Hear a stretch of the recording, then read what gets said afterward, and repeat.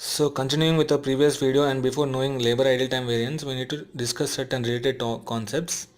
First concept is normal loss. Normal loss is something which is unavoidable in the process of production. Hence, it is included in the standard rates. We don't need to adjust for normal loss as it is already included in the standard rates. So, some examples of a normal loss are movement of labor from factory gate to production floor, transportation, setup time, lunch. Next concept is abnormal loss. It is something beyond normal loss, and it is generally due to inefficiency and idle time. So, we need to allocate this to labor efficiency variance and or labor idle time variance. Okay. So, we'll discuss an example here. The standard time for one unit is 4 hours and the actual time it took is 5.5 hours, and we have made the payment for 6 hours.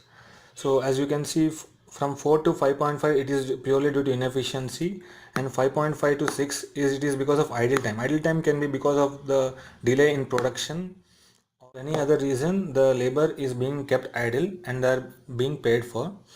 So standard rate is 20 and the actual rate is 30. As we discussed in the previous video, this area is labor rate variance.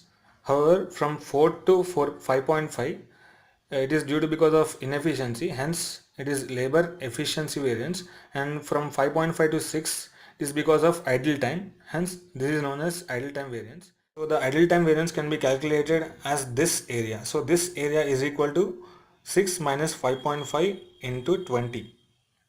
6 minus 5.5 is nothing but idle time, and 20 is the standard rate. Hence, idle time variance is equal to idle time into standard rate.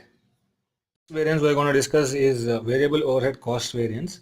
So overheads are generally nothing but indirect material, indirect labor, indirect expenses. So volume of the indirect material is driven in terms of quantity, and volume of indirect labor and expenses are generally measured in terms of hours. For indirect labor, it is definitely labor hours. For indirect expenses, it can be machine hours or labor hours. Really, the basis for incurring indirect expenses will not be given in the question. At that time we need to assume that indirect expenses are incurred in terms of machine hours or labor hours according to the question.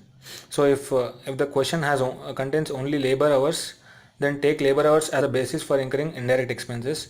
Or if the question contains only machine hours, then take indirect expenses basis as machine hours. Discuss the cost variances for indirect materials. Indirect material variance concept is same as the direct material concept. Variable overhead expenditure variance is equal to AQ into SR minus AR, and variable overhead efficiency variance is equal to SQ minus AQ into SR. In the same way, variable overhead cost variance for indirect labor and expenses is same as direct labor variance, as both are incurred based on the number of hours.